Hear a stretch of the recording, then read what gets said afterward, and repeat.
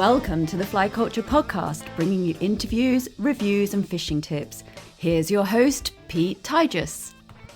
Welcome everyone to the very latest Fly Culture Podcast. I'm in Hampshire, sitting close to the edge of the famous Diva Springs with one of my fishing heroes, Pete Cockwill. Pete, how's it going? Just fine, thanks. Good. And it's looking good out there, isn't it? The fishery looks fantastic. You said you've been working hard on that this morning? Yeah, well, after Storm Kara, that sort of gave us a bit of a pounding and a lot of debris everywhere, but it's all cleared up now. I've done it. Fantastic. And is fishing well at the moment? Yeah. Trout love cold water, don't they? Yeah. And you're getting a lot of anglers down and... Been very busy. Good. Really good. And you're just back from the BFFI. You said it was your first trip up there when we were talking off mic. You had a good time up there? Yeah, I enjoyed it. It was amazing displays of fly tying stuff. I wanted to buy things. Did you come back with a big bag full of everything? No, I was a good boy. Yeah, I had my wife with me. Yeah, so on good behaviour. Oh, perfect. But they're a great excuse for everyone to catch up with each other as well, aren't they? Yeah, it's lovely to meet people and you know, just people I've never met before. Nice to meet them and that read the magazines and things, and it's fun. I like that. Yeah, they're a really nice social atmosphere and fun to be at. And I didn't go this year. It's the first time in a little while, and I've missed it. I was sort of looking at all the social media, thinking, "Oh, can I get in the car and go up?" And then, of course, the storm came in and hit Devon pretty hard as well. I think it must have been tough on Sunday. Yeah. So we're going to talk a little bit about your passions, your life in fishing, and I guess the very best place to start is at the very beginning. So when did fishing actually come into your life and where? Well, I was actually born in Kilcampton in Cornwall, but I grew up in Bude, and with the canal literally 50 yards away, the sea quarter of a mile away, and the bottom end of the River Strat quarter of a mile away. And my dad took me fishing when I was 5 on the canal, and that was that. Yeah. Life ruined. Yeah, and I guess school got in the way of fishing a little bit. Yeah, a bit of a damn nuisance. Yeah. And so when did fly fishing come into it for you? It was, I was catching trout on a little spinner, on a Naught Meps, which is, you know, bad boy stuff really, but the world was different then. My next door neighbour, a guy called Tony Guscott, he said to me, it's time you learned to fly fish. He said, you've had enough of that spinning game. So at 10, he took me fly fishing and we went on from there. And it was interesting when we were talking, having a cup of tea before we did this, that a podcast I'd done earlier with Gerald Spires as well, there was a name that came up that had an influence or you were fishing with at the time, Jonathan Jones. I used to fish a lot with a guy called John Jones, who was a very famous fisherman down that part of the world. And he taught me to tie flies when I was 14. And then befriended Gerald in later years, and then we met at John's funeral and so on and so on. Yeah, so another formative man, really. It's lovely, these sort of legacies, and, you know, I said in the introduction that things seem to me to be slightly different now in that, you know, when I spoke to Charles, it was a similar sort of thing that you guys and yourself were out learning your trade on the water, and then you would come back and either write a book about it, write an article, and it seems slightly different now that you can become perceived as an expert really quickly without perhaps having done so much homework as you guys had to do. How does that feel to you in that sense? It's interesting that, because I see fishermen now who are extremely good but within a very narrow field. Whereas there aren't many people out there with a very broad knowledge who've done the background, if you like, of many different disciplines. But there are guys who are extremely good in one particular thing. Yeah. And you prefer all spheres of it, I guess. Yeah. It's all good, really. There's some techniques or whatever, or types of fishing I might choose not to do again because it doesn't really suit or appeal to me, but I like to know how that's done. Yeah. So I'll have a go, and then I think, okay, not for me maybe, but that's okay. And is there anything there that you've tried that hasn't ticked the box for you then, or that you feel you don't want to come back to? Or one of the fun things years ago with Charles, we used to fish in Bob Church's team in the Benson and Hedges matches and stuff, and it was in the days when the high D lines were coming in and depth in front of a boat and all that, and that was all good, but I actually don't like fishing high D lines in front of a boat. Right. And after a little while I thought, I don't enjoy this anymore. And I said to Bob, I'm going to drop out the team. I can't practice because I don't like it and I don't enjoy it. So therefore, the place should go to somebody who's better than me at that. So you prefer sort of floating line, long leader, buzzers, I actually dries? really like anchoring from a boat on a reservoir. Yep. And fishing at anchor and work in a particular area. But that's not the done thing anymore. Let's head back to Cornwall, and while we're on bigger waters, do you ever get to fish Colliford? Have you ever fished it? Have you? I fished Colliford, yeah. Do you like it? Yeah, I do. Yeah. That's proper fishing. It's awesome, isn't it? Yeah. That's right down in just off the A30, really, isn't it? It's pretty. If you're heading down to Cornwall, or if you're in Devon, it's a great location to fish. Head for the Jamaica Inn and you can find Colliford. You got it. Yeah, you can buy your permit there. Have a they do a good breakfast there as well, and go fish there, and just the vast expanse for the West Country. I think it's about 975 acres, and all brown trout as well. All brown. They got carp in there, but some idiots put in there. But huge hey, it's carp, great at the moment. I read a thing recently. Actually, I think they're going to work on getting rid of them this year. Really, that'll be a challenge. They were huge, though, weren't they? Yeah. There's a chap you might know the name called Derek Onger, and he runs the Fly Festival in St Mawes each year, the saltwater one. Yes. And we are related to some degree, and we were going to fish Colliford one day years and years ago in a thick fog, walking out towards Stuffle Point, and Derek disappeared off to one side in the thick fog, and we said, Derek, where are you going? And he said, shut up, you lot, I've seen a pretty one. Meaning the sheep, of course. But that's my box to tick for this year, that I've got to get down to Colliford, because I used to fish it a fair bit. Okay. And haven't fished it for a while. I mean, genuine 2 pound fish are a real possibility there. And 2 pound wild brown, as you know, is quite a fish, isn't it? I think 2 years ago they had a 9 pounder out or something. It was a huge great fish. It can happen. Yeah. We were out there. I fished with the guys from the Arundel Arms, and we agreed to meet them, but we didn't specify where. And we only found them about 9 o'clock at night. And there were some huge fish moving around there at that time of night.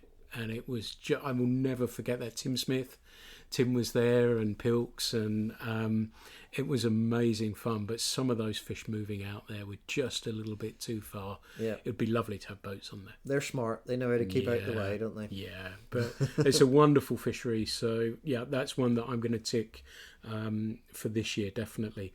Now, let's come back to fishing a little bit. And to me, I think you're one of, if not the finest stalker of large trout from small still waters.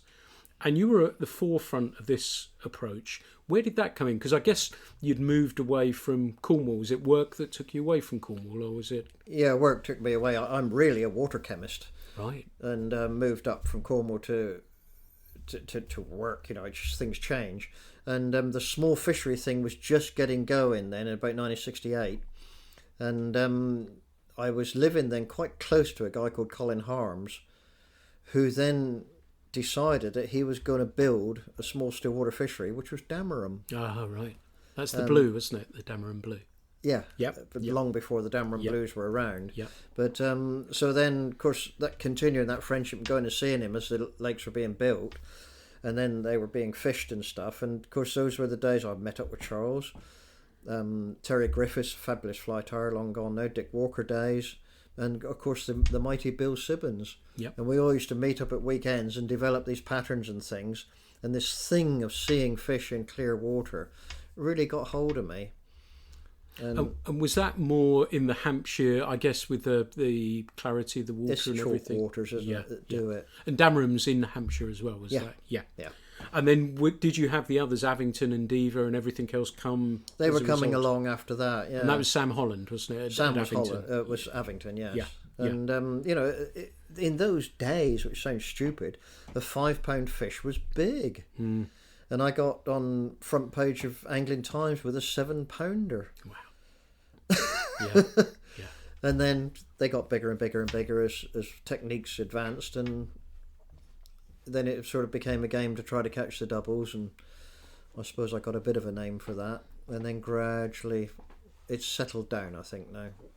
And so did that spike happen from 7 to 8 pounders to 15 to 18, did that happen very quickly? Was that sort of Avington that sort of got that ball rolling, or was it? It was Avington that really did the Yeah. very big fish, yeah. And that was all down to rearing. Yeah. It was interesting days, and I got very friendly with Roy Ward, who was managing Avington. We used to shoot a lot together, and I learnt an awful lot from people like that.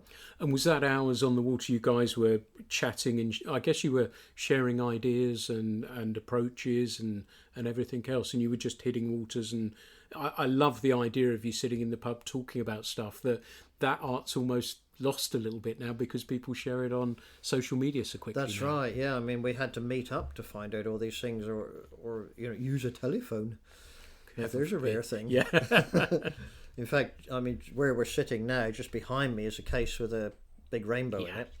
And a very famous name from those days was Peter Stone, the coarse fisherman. Yeah. And it was Peter he was a great fly fisherman too. He phoned me one day and said, there's a big fish in the third lake at Avington. You ought to go and have a look. And it was that one, the first 20-pounder ever. Wow. And that's a pretty fish as well, isn't it? Beautiful. Yeah. Beautiful. I mean, it's perfect. Yeah. It's well proportioned. You know, when it? you think of the age of that, which is 1986, I think. But that, you see, that's before triploids, and that was what was then termed a maiden fish. It was a hen fish which had never come into spawning condition, and they were the ones that were making the really big ones. And I guess that must have been a big investment for fisheries as well, putting fish like that in, was it? Yeah, because that was the days of the record race, wasn't it, where people would try to buy the bigger and bigger fish so that they were then the record holder, or try to rear it themselves. And there was a few disasters along the way, that's for sure. Yeah, I know some of the stories early on, and record fish and bits and pieces like that. But Try to move it out of its rearing pond. yeah, No, it's dead. yeah. But it was interesting for me, and you know, I make no secret of it, that you had an immense impact on me as a fly angler, and particularly with the still water thing. And you know, a trout fisherman I was buying and seeing you writing about catching these fish out of these fisheries, and then your book. Certainly, how many books have you written? 6. 6. So I think it was the Stalking one that I bought. Yeah. But the video, I bloody love the video, and that was fun. That must have been really good fun to make, wasn't it? It was. I mean, one of the first fly fishing videos. I think we put outtakes in, which was one of the first times that had been done. And yeah, it really was good fun. We tried to do something where we had a fish following a fly. So we put a camera in a box, and you think the technology that's available now, what we could do, and had this mayfly nymph going along in the water, trying to get a fish to follow it. But the fly looked completely stupid because they hang hook bend downwards, not how we envisage them. Because everything we see in diagrams, whatever, is the fly fish level. Well, it doesn't fish like that. So I then had to make another one with weight at the head and buoyancy at the rear to make it swim level in front of the camera. Wow. And like you say, you can just now throw a GoPro in and off you go, can't you? And even the editing of that must have... And you had the music, you had Gary Brooker from Procol Harum doing the music. Oh, no. Yeah, no, I watched that so many times. So you went, let's think, it was Chalk Springs. We did Chalk Springs, Avington and Albury. That's it. Yeah. That's it. But sometimes we just got so lucky with a take. It was interesting times, there's no doubt about that. And was that... What did that do for you to make that? Was that fun to make, and it sort of, these things pay for themselves, and you know, it was just something you wanted to really... We didn't make a bean out of it. No. As typical with all fishing, really. Yeah. But it was a lot of fun to do. It's actually the year of the hurricane, 1987. Was it really that long ago? Yeah. It's like, I can remember exactly all the bits. I remember you had Gary fishing with you as well, didn't you? Yeah. And all those all those bits. We still see Gary. Right. He's still a good fishing friend. Yeah. There's a lot of people in music who fish, actually, aren't there? Oh yeah. Yeah, we did a big day here at Deaver Springs a year or so ago now to honour Bernard Cribbins for all that he'd done in fishing. And Gary came, and Chris Tarrant and Eric Clapton, all people like that. You know, they all love their fishing. Yeah, that's proper A-list stuff, isn't it? Yeah, it seems crazy now. But, I mean, many years ago I used to go to Eric's house to teach Patty Boyd how to tie flies so that she could complement Eric's hobby. She didn't fish. She just wanted to tie flies for him. That's amazing. That is pretty cool stories, aren't they? Yeah, they are. Yeah, interesting. So we were talking a little bit off mic, about fly fishing now and the state of it, and but do you think? I think the timing's right because we talk about Avington and Dameron and all those sorts of places. How you saw this big growth in small still waters, and now we're seeing fewer people fish. But do you think a lot of that is down to the spike that we had from those sort of anglers now getting a little bit older, fishing a little bit less? Do you think that's perhaps part of why we've not got so many people angling now? That may be it, yeah. And an awful lot of fisheries, of course, realise that actually they can't make any money at this. And so they had to close down or convert to carp and stuff. But the remaining ones are doing very well, and I'm quietly optimistic that things are okay. So you think fishing's in a relatively good place? It's stable-ish, maybe getting a little bit better. I think there's more people wanting to get into fly fishing, particularly the 30 to 40-year-old age group. Yeah. It's become much more appealing. Yeah. Yeah. And do you think that's because I guess the small still waters are really the heartbeat of fishing, isn't it? That's where people, when they're learning, probably gravitate to. And so they give you a good indicator of how fishing is, how many people are going, how the fisheries are functioning and everything else. Do you think that that's the case, that if everything's good there, then that spreads out and those people within it sort of move on to rivers or reservoirs or whatever it is? Yeah, that's the way I see it, because it's much easier to learn your fishing on a still water. It's actually quite tough to learn on a river. There's tackle handling, drift, current, all that sort of things. It all gets a little bit mind-boggling. But on a still water, it's relatively easy to learn to cast and to handle the gear, and then you can move on if you wish. I once remember coming back to small still waters, an article, I can't remember if you wrote it in Trout Fisherman, about setting up a fishery and the cost of running, because it's not an easy thing to do, is it? No. I mean, I used to run a syndicate fishery in Surrey. 34 years I did that, and I don't think I'd want to run one to make a living. It's tough, and great credit to the guys who do it. It's long hours. Yeah. Do you think with fishing that we're seeing all these other species? I know again off mic we were talking about carp fishing, mullet fishing, bass, whatever it is. Do you think that's a way of bringing people into fishing via the less obvious route? So carp anglers suddenly see somebody like yourself fishing and catching carp off the surface or stalking carp. Do you think that's a way to bring them in as well that way?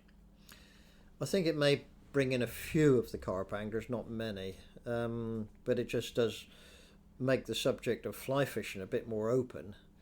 The saltwater scene, it's another aspect of it. I don't think it's going to be huge in our country because we haven't got a lot of species. Yeah. And we haven't got an awful lot of fish. I mean, mullet are certainly one heck of a challenge. Yeah. You've got to be a reasonably decent fly angler to want to tackle them. Yeah. And God, I was fishing them in Bude, in the 60s, mullet and bass on the fly, before anybody had even thought about it. Yeah. And man, oh man, are they challenging. Yeah. I've tried all sorts of things. There's a few people starting to crack it, aren't they, consistently? But I don't know, were you catching them or? Yeah, I'd managed it a few times. They pull as well, don't they? Yeah. My God, they're rocket assisted. Yeah. I thought I'd really cracked it once when I thought, when they're dimpling the surface and stuff, coming in with the tide. I thought, right, little tiny dries, this is going to sort this. 2.5 pound bass on a Greenwells. Wow. Yeah. Okay, got that wrong again. Yeah. They are amazing fish, bass as well on the float. So aggressive, aren't they? They just keep coming for you, don't they?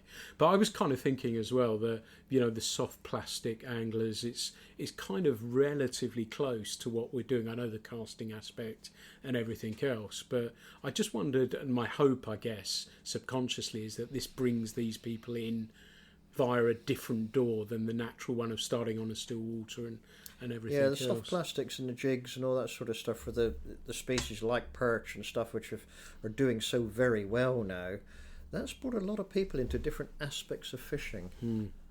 Yeah, I think and pike as well has been, it's been brewing for quite. I'm sure again you were probably catching pike on a fly many years ago, weren't you? Yeah. Yeah. But that's sort of come pretty hot again the last few years, hasn't it? Yeah, they don't. I have to say they don't massively appeal to me. Not now, but yeah, they're a lot of fun, particularly with the fly when they you're not aware you're being followed, and then the take comes literally at your feet. Yeah. Yeah, that's heart attack job. That is. Yeah. And is that kind of, for when you're stalking a big trout and stuff like that, is that a similar sort of feeling? Yeah, I love that moment of the take. Yeah. It's all about that, isn't it? Yeah, it is. Yeah. And some of the so-called flies I use, which are literally just lead wire on a hook, and when I see a fish take that, I still get a buzz. I don't know why you've done it, but thank you. You're now mine. Yeah. So those flies you talk about, the lead, you had that lead one with a little bit of white stuff on it, didn't you? Yeah, there was a little bit of olive floss and stuff, but now time moves on. Things are different now. I mean, they're jigs really, the stillwater patterns, and they're very effective. But my sort of tying just went on to a simple bit of lead wire, nothing else. Tinted green.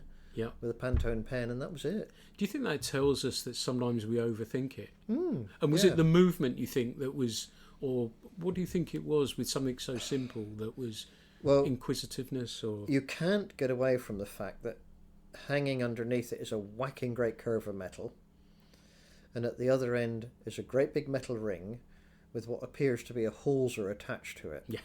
So if the thing had any brains whatsoever, it would work it out. But they don't see it like that.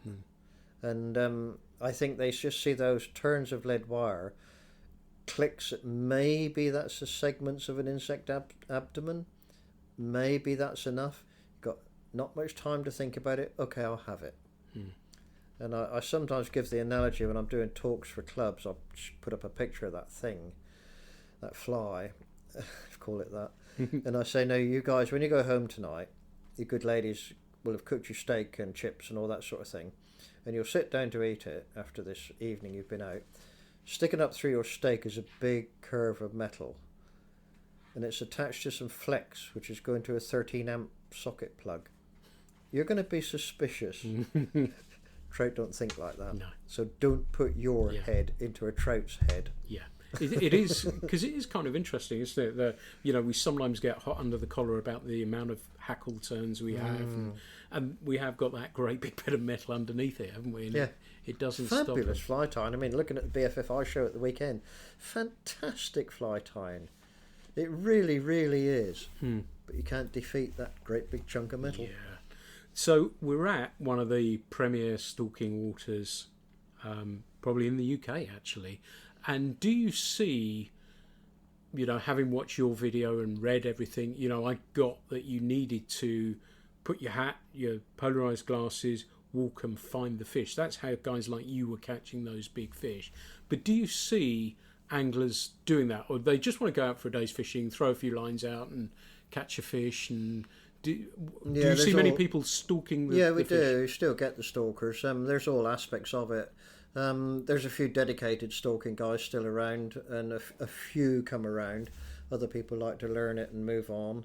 There's an awful lot of guys still perfectly happy to just cast, and whatever catches hold, that's great. Yeah. If they see it, take them, they get that buzz. But very few people fish a dry fly, which is a bit disappointing.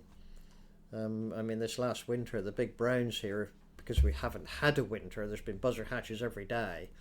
And these giant browns have been rolling, taking buzzers, and they're throwing great big lumps of fluff at them, and they won't take. Well, actually, they're feeding. Yeah.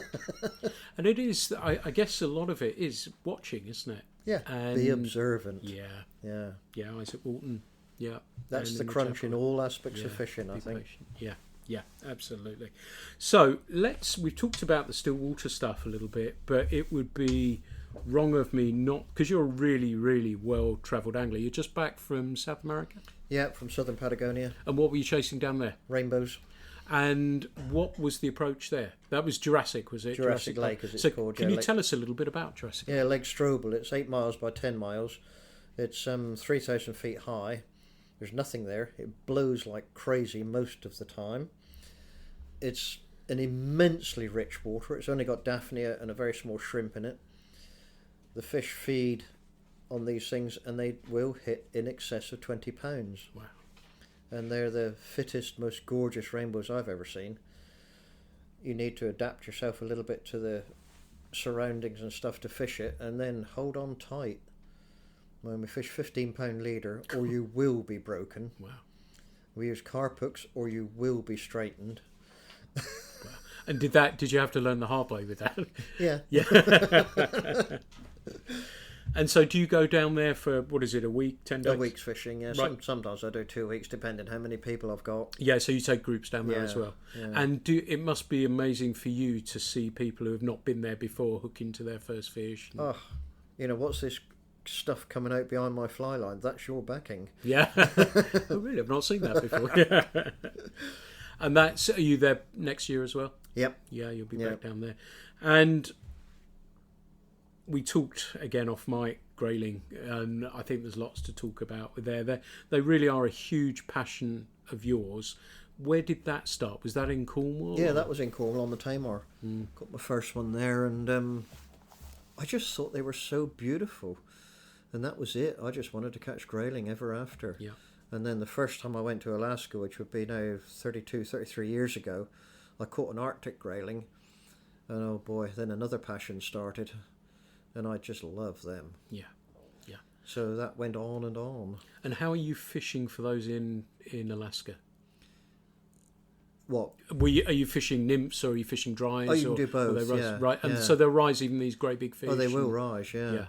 And it ended up that I thought I really wanted to catch a big one, and that meant for an Arctic it had to be a true 4-pounder. None of the stories I'd heard. So I ended up trying to find somewhere that I might be able to catch a true 4-pounder, and it went on from there. Wow. And so did you find that you were going to Alaska for grayling, or were you going for everything else as well? Taking people on the regular salmon and trips in the summer, which is what everyone wants to do, and that's fantastic. But it got to the stage where I would be goofing around looking for a 1-pound grayling when there's 30-pound kings sitting another 10 yards out. And then I got very lucky. I had some lovely friends who started to fund me to go for places to look specifically for the grayling. Wow. And yeah, that's a lot of luck because I couldn't have afforded it. And was that tending to be Alaska, or did you go to many other places? We went to the top of the Northwest Territories, to Great Bear Lake, which is where most of the IGFA world records had come from, and that seemed to be the logical place to go. And we caught the most exquisite looking grayling there, but couldn't crack 3 pounds, despite everyone else managing to catch 4-pounders, which we never saw. Wow. And slowly reality was dawning, and I got a hold of the photos from IGFA of the various world records of line classes, and that's when I realised there was a lot of hocus pocus going on. So I thought we needed to look elsewhere. I got friendly with a guy from Alaska who was just retired as a fish and game biologist, who'd done all his lifetime research on grayling, and he proved how old they need to be a genuine size. And he said, if you're going to catch a 4-pounder, it's got to be 30 years old. Really? So now you need to look somewhere where man hasn't been. Wow. Wow, because I always assumed grayling don't live that long. That's in why the UK about 8, Yeah. 9 years. Yeah. The Arctics live a very long time, Wow. and he proved it. I mean, scientifically, he proved their age, and so we ended up going to Nome on the top of Alaska, where off the Bering Straits, where gold was found in the late 1800s and still is found on the beaches. And because Fred said, it's Fred DeCiso, he said, there's no trout there, the salmon aren't terrific, but the grayling are very old and they're unmolested. Wow. And he said, that's where you might do it. And he guided myself and a friend from Colorado for 3 years. My friend paid for the trips. And we did get a 4-pounder the second year. And then the third year, we had a lot of 4-pounders.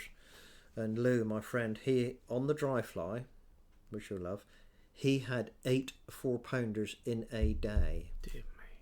No one will ever repeat that. Dear me. and they were all totally verified, measured on very accurate scales. There was no lying whatsoever. And that same day I clocked the big one at £5.1. That's a pretty special fish. And what it does is really give us an insight into specimen hunting. It's not, there's a lot of back work goes on there as well. You can get lucky, there's no doubt about that, but we were obsessive on that one, and it paid off. Wow. It really did. But I mean, you can get lucky in that one of the years we're on Great Bear Lake and fishing off the shoreline for grayling, and wonderful fishing, and then I had a phenomenal fight from something, and it turned out to be a lake whitefish that weighed £7.10, which a lake whitefish means nothing to most people, but it was £3 over the world record. Wow. I mean, pure fluke. Wow. And I kind of like whitefish as well. It's funny, in the States they're not seen in the same way as a brown trout, but it is their naturalised fish as well. Yeah, it is. So and it is one of their I've own. Caught a lot on fly gear since, and they're a bit of fun. I like them. Yeah, I like them. You'd be kind of proud. It's not quite the same, but I went to Montana to fish the big hole so I could catch an Arctic grayling in the big hole, which I managed to do, and we had to take a massive detour to head that way. We're in the back of nowhere, and I caught one, and then a couple started rising as well. They weren't big fish, but to say I'd done it. And then it was funny, I went back to Montana and my daughter, we did a road trip, and we fished, I think it was the Gibbon or somewhere, and I just threw a cast out. First cast, it was a grayling. I thought, God, I did all that journey out to Wisdom to go find a grayling, and I found one straight away there. But you must be thrilled to see how grayling now are so popular in this country with a form of winter fishing. Yeah, I mean, what the Grayling Society has done really is made them a recognised fish, and it's lovely. I mean, to try to get onto the chalk streams now for grayling is actually quite difficult. There was a time when they just wanted you on there to kill them and get rid of them, but very different now. So do you find it harder, having caught those amazing fish, to come back and fish for grayling here? No, not at all. Brilliant. No. That's No. Yeah, and I saw your fish set up there, the £5 fish. You've reached that perfection, I guess. There may be a bigger one out there. Are you still, in the back of your mind, are you looking for that fish, or you think 5 and I'm done, I'm happy, I don't need to go any further than that? Yeah, I mean, I've done my bit. I think there is bigger fish to be had, but my goodness, you're going to be terribly, terribly remote somewhere. And I think it can be done. It's not going to be me, but I think it can be done. Do you think 6 can be reached, or what do you think? I'd like to think a 6 is possible. Yeah. I think from the European grayling in Scandinavia and maybe Russia, I think European graylings may be just possible of that sort of size. The Arctic grayling, yeah, it's possible. That'd be kind of cool, wouldn't it? Oh, wouldn't it just? I'd love to see it. Yeah, it wouldn't look right next to your other one, though, would it? If you had a 6. So do you get out to fish for grayling much? No, it's something I really want to do. I need to get my acting gear and do it. I just love them. And how do you prefer to? Would you like to find a rising fish in? When we're talking about back home, do you like to find a rising fish in October, November time, or do you like to throw some heavy stuff? How do you prefer chasing them? Anything's technique. Good. Yeah. I like trotting. Yeah. I don't really mind how I catch them. I guess, yes, ideally it would be on a dry fly, but doesn't matter, does it? I really don't mind. Yeah, they're all good, aren't they? Yeah, it's thrilling to think how that, even since I've been river fishing, it's been a fair few years, but having seen how that's turned around now and the love for grayling out there is fantastic. One of the things, I'm sure you'll agree with me, and we talked about it on the Charles one, I don't ask for much out of anglers, but if you're going to photograph them, please don't hold up the dorsal fin. Oh, I know. That is awful, isn't it? Holding that fin up. Oh. Yeah. And of course, always got their hat and dark glasses on as well. Yeah. But I hope people. I suppose it's a difficult line we tread, but just not having to pull things up like that. You just don't not need necessary, to do it, do no. we? It's very difficult to get a grayling shot with their fin up. Yes. It really is. Sometimes they'll just do it though. Yeah, they will if sometimes, you hold them yeah. really Some people gently. say tickle their tummy, but I've never made that work. No.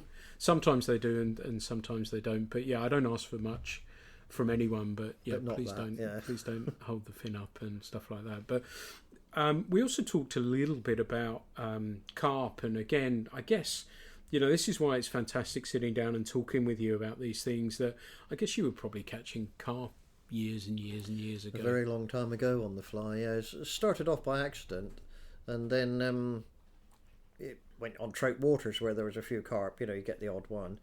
And then that fishery I was running on the big estate, we had lots of small lakes there, and there were times when I had to catch carp because the people there were terribly religious, and they did a big outdoor play where carp performed the act of the miracle catch. So I had to catch the carp which went in the cage to perform the miracle. Wow. So I was having to catch carp from the various little pools, and actually on the fly was a bit of fun to do by dropping a bloodworm in front of the cruisers I could see in the mud. And after that it sort of got, okay, let's do this a bit more seriously.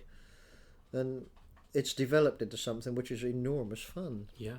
And what were you doing there? How did you figure it out from those early days when I guess the way of communicating with other anglers wasn't quite as easy as it is now? Were you just sort of figuring out and thought, well, they eat dog biscuits near the surface, or were you preferring to stalk them? I guess being, stalking. Not many clear waters where you can really target them like that. There's the odd trout fishery which had them in, and I got a few tench doing the same thing where you've got clear water. But then at the time I lived very close to Rick Gardner of Gardner Carp Tackle, and he was getting into fly fishing. He didn't really like to carp fish anymore, even though that's his business. But then he decided to do carp on the fly, and together we started to do that with the dog biscuits and stuff, and that's how it all sort of really got going. Mm. Coming back to Colliford, those ones there, I remember I was guiding somebody there once and we saw one of those great big carp, and funnily enough I said, look, let's throw a bloodworm and see. I've got one here, let's try. And we didn't get it because they were immense in there. What do you think they were up to then? They were just having a wander around. No, but what size do you think they were going to? Big, 20 plus. Really? Not, I don't, it's hard to say, but minimum of 20, I would say. God, I'd like to see you hang on to one of them in Colliford. Yeah, they'd just go, wouldn't they? Yeah. They'd empty Bye-bye. your reel. Yeah. But that was kind of exciting doing that. So you've written countless articles for trout fishermen and trout and salmon. You've written 6 books. You made videos. What else do you want to do? Have you got another book in you as aside from all the magazine articles you're continuing to write? Yeah, I've done another book. It's totally updated the small fishery scene. It's 80,000 words this time, and it's done. All I got to do is sort the pictures and everything and get it printed and stuff. I'll self-publish. It seems to be the only way to go nowadays. So that one's done. I whether there's another one in me, not sure yet. So if somebody's coming, let's pick, as I've got you, I need to pick your brains a little bit, and we'll start at Diva. If you were fishing here, or what advice would you give somebody fishing here for the first time? Accept the reality. The average weight is going to be around 6 pounds, so they're not all going to be monsters. And if you really, really want a big one, you're going to have to be very single-minded, and just don't stand there flailing away. You might get one, but if you really want one, you're going to have to go and look, and don't cast very often. Yeah. But otherwise, accept that the fish are fantastic, and the average is around 6 pounds and a bit more, and you never know what's going to turn up next. Yeah. And so, looking on a wider scale, what about as a stillwater angler? What is the common thing you think people could probably look to improve in their fishing? Is it casting? Is it? Yeah, get a casting lesson for heaven's sake. Yeah. I mean, I look out of the office door here on my duty days and I think, oh my goodness, I really, really want to help you, but some people don't want to be helped. But take a casting lesson. It will improve yourself no end. And then do different things. Don't just be a one method man. Learn some different techniques and try different waters, because every water is different. Go onto a river, have a go at the carp to learn how to handle big fighting fish. Try different things. That's what makes it interesting as well, isn't Yeah. it? Yeah. It's interesting when you say about the casting lesson and stuff like that, that there's a couple of things I've noticed, and you've been an instructor a lot longer than me, but with the advent of things like YouTube, for example, when I have somebody who's never picked up a fly rod before, their casting, if they've watched those videos, actually isn't too bad. And I've been surprised how that has improved greatly. But the other thing as well, and I don't really often like the analogies with golf, but if somebody's usually struggling a little bit with their golf, they go to the golf pro. Yeah, they do, don't they? And we don't seem ready to not always bring somebody in who can help them a little bit. I know, that is so common. If it was golf, yeah, you'd go and take a lesson in fly fishing. You think that the more muscly you are and the more you try to throw it, the better you'll be. Nope. Yeah. And that's why, of course, ladies are fantastic to teach, aren't they? Yeah. Yeah. No muscle, fully relaxed. Yeah, well, you said about your wife into spey casting. They are so good, and I love it. Yeah, I sit and watch. And the joke is with Emma that, I spend most of my time netting salmon for her and stuff like that. But she just loves spey casting. Yeah. And a fish does genuinely happen to be a very happy byproduct of it. And, she likes to put a speller of 6, 8, 10 cut, but they're all good. She doesn't realise how good I she really is. enjoy spey casting. I don't salmon fish very often, but I love the casting, and I took the view a long time ago that I might as well really enjoy this casting. I'm probably not going to catch anything because it's the way it is now, but if I'm going to have a chance, I might as well do it properly. Yeah. So I just love the casting. Yeah. And then when something pulls on the other end, you think, oh my God, there is one there. That's the moment, isn't it? And you spoke about it earlier, that it is that I fish for the take, I think, and particularly with salmon, that line comes to life and there's a connection for that brief time. It's a shock every time. Yes. Yeah. Yeah, I think that's why you'd like if you could ever get yourself down to Strobel, to Jurassic Lake. That sounds kind of Because cool. in this immense breezes or waves, call it what you will, going through, because stripping does not work, they do not chase a fly. So you've got to very slow pull or figure eight, and the expression is it locks up. And the shock when it just suddenly goes solid, and you have no idea what's going to happen next. I think that's the buzz down there. Yeah. And so you're fishing intermediate lines, I guess, then, are you, No, to get mostly under a the chop? floater. Oh, really? Yeah. It's not deep, is it? Or is it in deep? places, yeah. Oh, right. Yeah, but we're fishing off the shore. It would be impossible in a boat. Right, yeah. But mostly off the shore, and you can't fish too deep because of the calcified rocks. Right. Because you're going to lose your flies and stuff. Yeah, right. So, we're talking about casting a little bit, and that sort of ties nicely into our next segue, which is going to be about tackle. And you've been involved with Hardy for a number of years now. What sort of role do you have with them? I'm their consultant, they call it, which means I don't do an awful lot from that consulting point of view, but it means I go to a lot of shows and meet people and extol the brand and show it to people and let them handle it. So they suddenly think, that fly rods are just fly rods, but when you handle a real fly rod, you suddenly think, ooh, that's a bit different. And they're making some good rods with the Cintrix and stuff like that. Yeah, Cintrix technology is very interesting. I like the Wraith model very much, and their new HPX is good. I think things are just going to move on. I remember I was teaching somebody, and I'm sure you've had this as well, when I worked for Nick actually, and he said, I've got some rods that my father left me, and I always try and make them work as best as I can. We were on his lake there, and he brought out, it was a Dick Walker Hardy rod. Mm-hmm. I can't remember what the model was. Well, he did the Farnborough, didn't he? Which was the very first carbon rod. I think it wasn't called the Farnborough, it was something like that. There was another one called the Little Lake. Yeah, it could have been one of those. I can't remember. The honest answer is I can't remember. But it was a 9'8" weight, I think.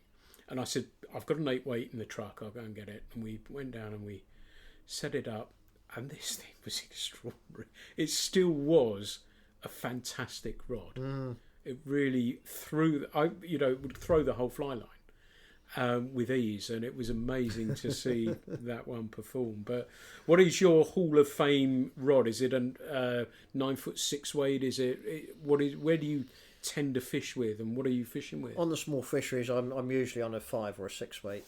That's enough. Does most things. I am gradually going lighter, and as you know, I was in the tackle trade for a long time, and the small fishery rods were 7/8. Yeah.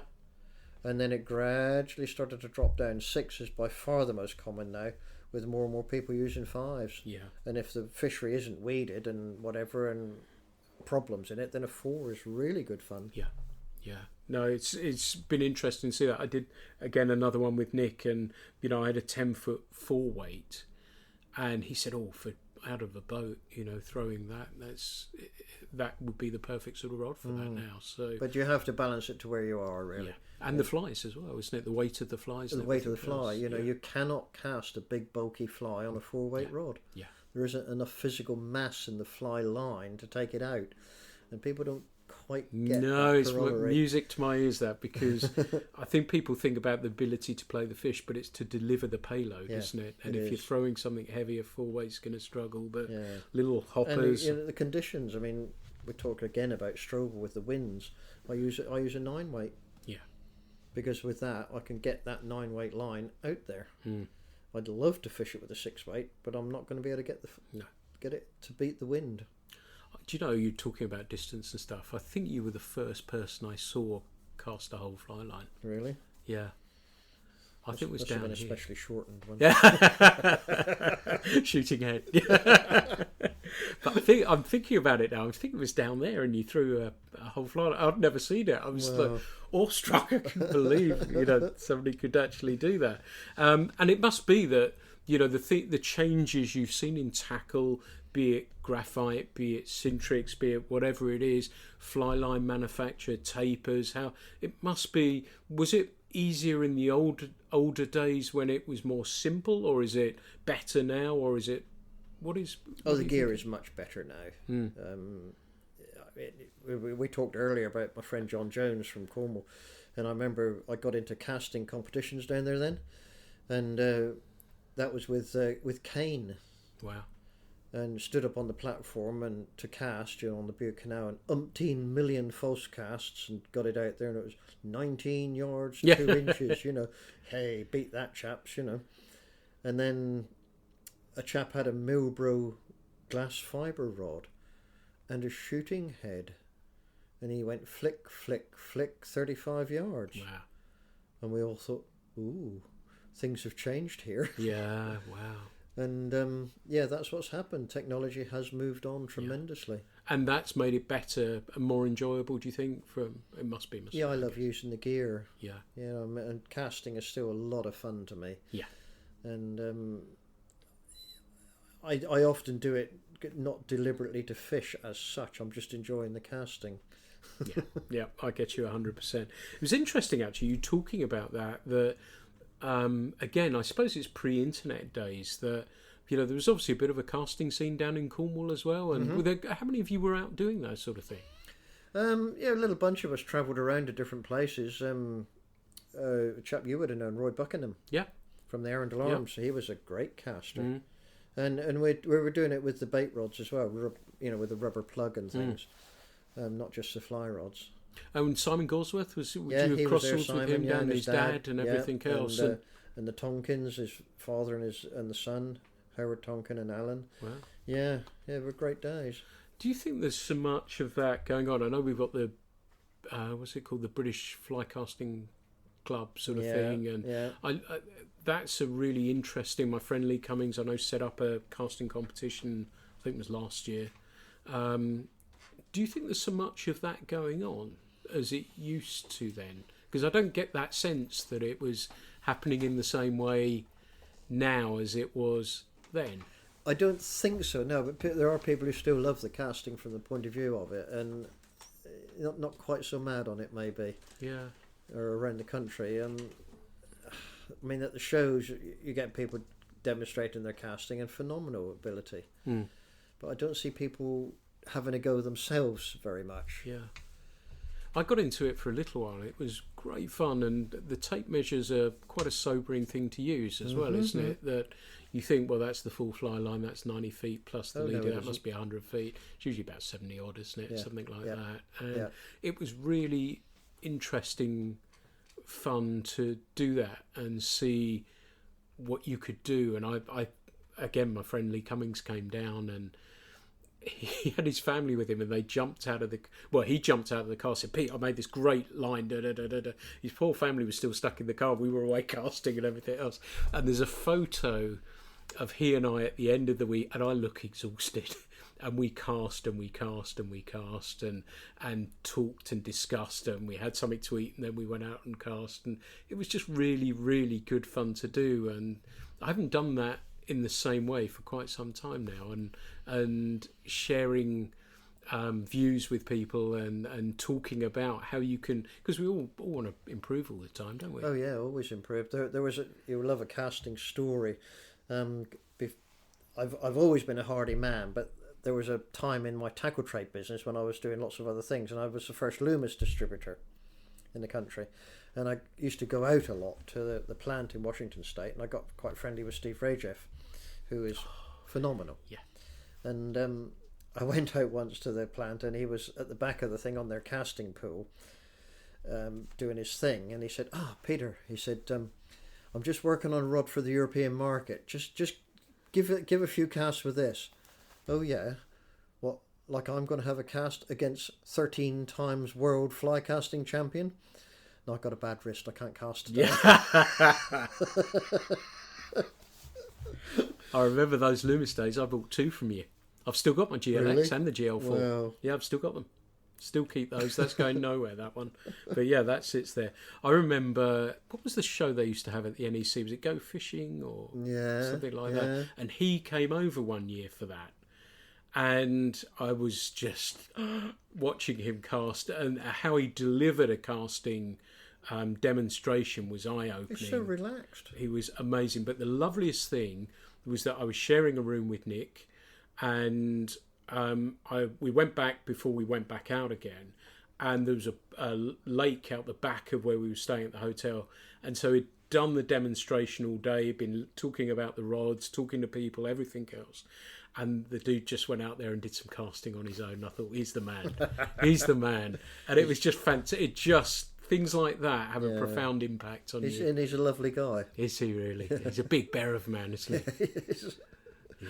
Good angler too. Yeah. And his brother's quite handy caster as well, isn't he? Yes, just a bit. Yeah. Yeah. I think Tim's the airflow man, isn't he? Yes, an Echo and Yeah. No, he's been to Strobel a few times, and he's a pretty impressive caster down there. Yeah.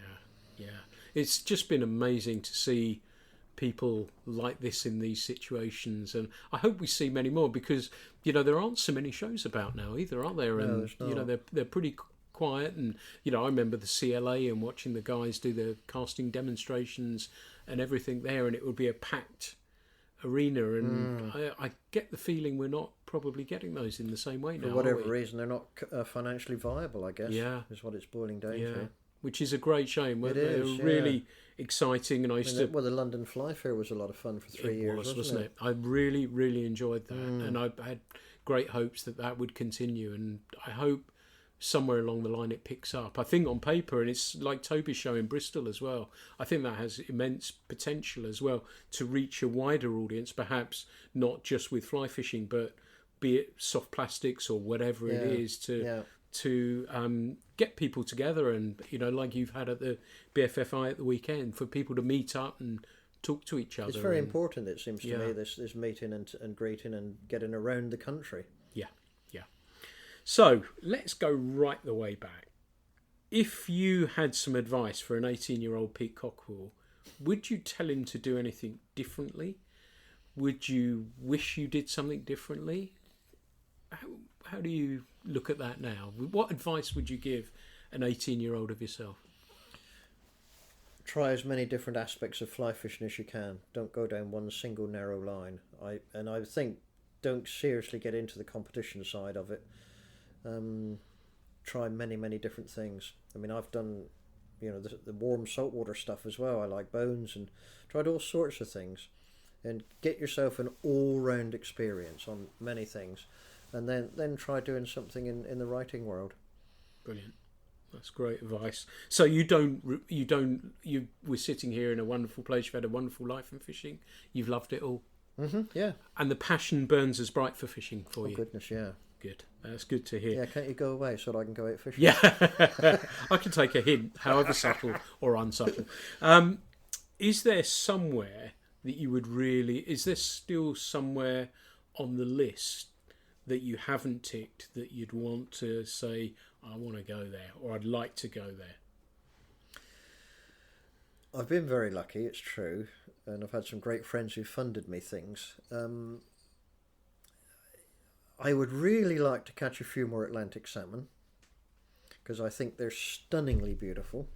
They may not be the world's greatest fighters, they're just gorgeous. I think I'd like to catch a few more of them. I absolutely adore brook trout. Stunning. And I've been to Labrador twice. I'd really like to go there again. That's where the big guys live as well, isn't it? Yeah, I had a 7-pound 4 there. And that's another fish that doesn't live long, isn't it? I'm not Or do sure they live about longer that. there? I don't know an awful lot about that aspect, but they're just so gorgeous. Yeah. So apart from that, no, nothing else really bugs me to want to go and do. There's some species I simply don't want to catch because they don't interest me. So yeah, a couple of fish I'd still like to do a little more of. Have you been down to a place like New Zealand? Have you visited down there? Yeah, I went there with the Commonwealth Championships many years ago, yeah. And that's a beautiful country. Yeah. But it feels to me it's probably North America that has, away from here, has your heart a little bit more as well. Yeah, I think so. Yeah, I'm sort of happy over there. Yeah, I can see that. It's just the culture for fishing and the infrastructure and everything else just lends itself really well, doesn't it? Yeah. Yeah. Well, I think we've been going an hour now, actually. No.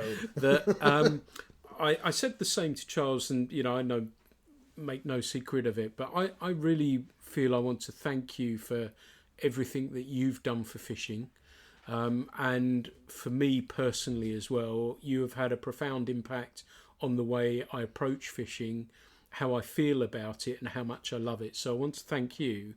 But I also want to thank you on behalf of people who are listening, people who have read your books, the magazines, because we're lucky to have people like you in fishing. We really are.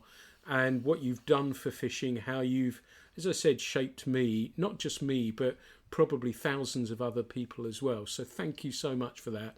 And it's just been wonderful to know you. And, you probably don't remember, but I remember sitting down there in the car park asking to have my photo taken with you. And I was ever so nervous. And then Emma sent you the picture and you signed it for me. And I still have that. Wow. And thank you, because I think we are really lucky to have people like you, Pete. So thank you for everything you've done in fly fishing, and not just for me, but for many other people, the impact you've had on us. Well, thank you. I'm just an ordinary guy.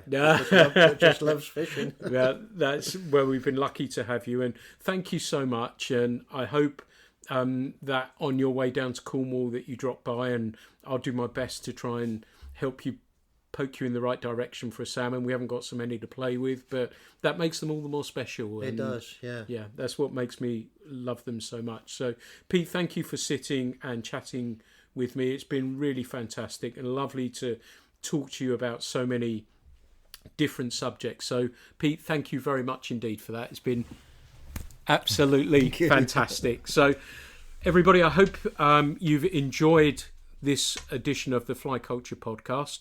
I've really enjoyed sitting down with one of my fishing heroes and talking to them, and hope you'll enjoy this one. I've got lots more podcasts to load up for you to enjoy, so I hope you continue to do that. So thank you very much for listening. This is Pete Tigers signing off from the Fly Culture podcast. Thank you. The Fly Culture podcast is brought to you in association with Fly Culture, a quarterly print magazine. For more information, please visit flyculturemag.com. You can also find Fly Culture on Instagram, Facebook and Twitter.